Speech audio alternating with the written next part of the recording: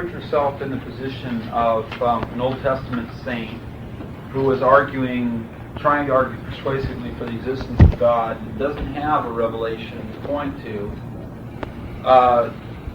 Would you be able to still do it with the apologetic method?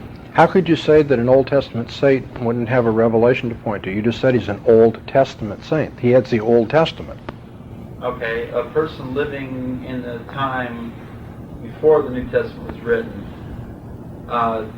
maybe just say during the time of Moses, but he's not living, right with the people where the God's there with a pillar of fire.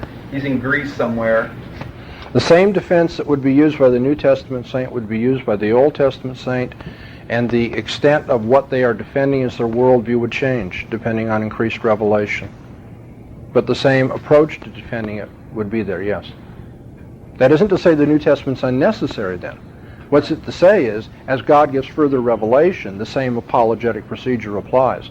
The Old Testament saint would end up defending, and he's at a disadvantage, he's defending his anticipation of God fulfilling the promise of a Messiah coming, because that's part of the Old Testament.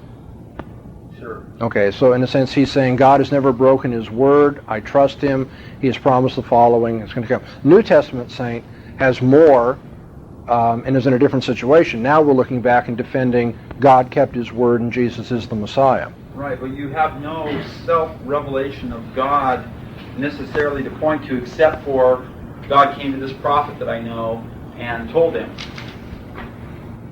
The self-revelation of God in the Old Testament is exactly what we have, and the only thing I think you would be talking about is the time it takes to have it recorded in writing, right? Right, because isn't that part of our major apologetics? We have the Bible that's inspired, 100% inspired, infallible, you cannot add to it, you cannot take away from it. Yeah, but what I'm defending, of course, is the content of the Bible. I'm not just defending a book as a book, like it fell out of heaven. The oral tradition. Yeah, they had revelation in writing too. I mean, Jeremiah prophesied, then it was written down. Didn't God commit himself only to the Jews to hand out his oracles? Well, no, actually, I think there was revelation outside, but for the most part, the oracles of God were consigned to the Jews. I think, for instance, Job was not a Jew.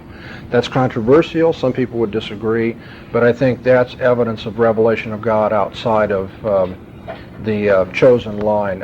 Jonah went to Nineveh with a revelation of God. So there was a minimal revelation there. And of course, all men have the revelation of God through nature and history, totally apart from special revelation that is later recorded in writing. Craig. Speaking of our